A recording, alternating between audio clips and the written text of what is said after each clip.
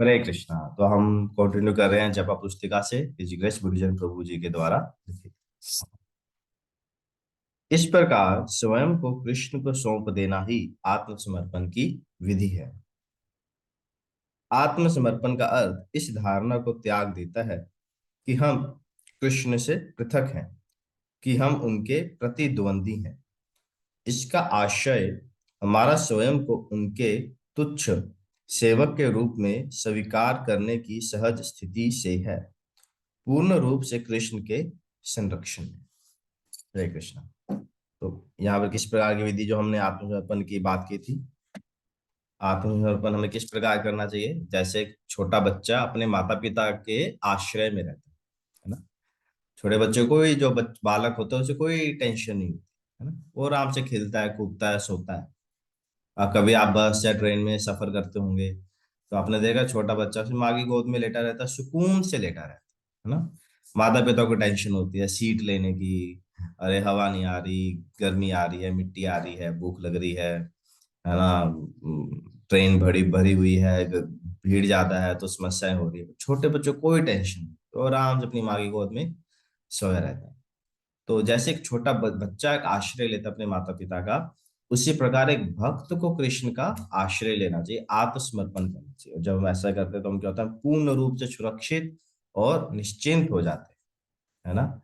कि जीवन में कोई डर नहीं, कोई विपत्ति नहीं, कोई तनाव नहीं, क्योंकि उसे पता है कि भगवान जो है वो परम शक्तिमान है, हर जगह व्याप्त है, मेरे हृदय में स्थित है, और मेरे क्या है, मेरे हितैषी हैं, माई बेस्ट फ्रेंड, है ना।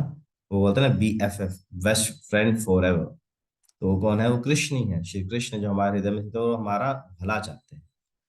तो इस प्रकार जब भक्त का भाव होता है तो वो उसकी जो द्वंद्वी की स्पिरिट होती है ना।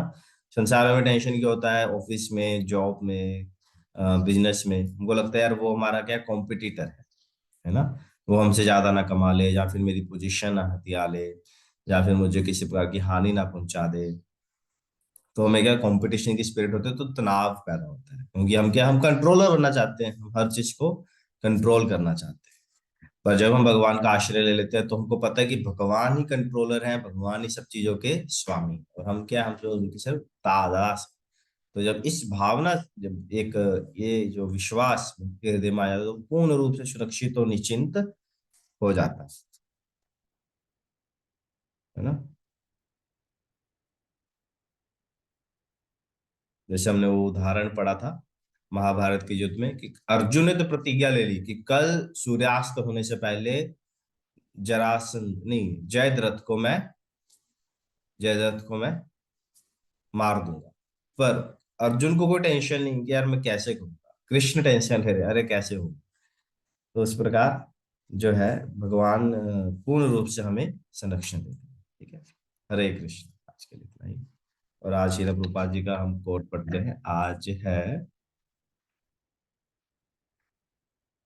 है 12 अक्टूबर, वीरवार ना, थर्सडे। आज प्रभुपाद जी लिख रहे हैं, यदि आप मक्खन को आग के पास रखेंगे तो वह स्वाभाविक रूप से पिघलेगा। इसी प्रकार स्त्री आग के समान है और पुरुष मक्खन के।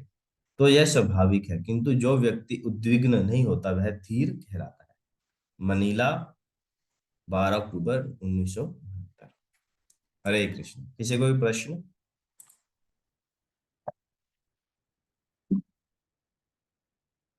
ओके, कोई प्रश्न नहीं। Thank you very much.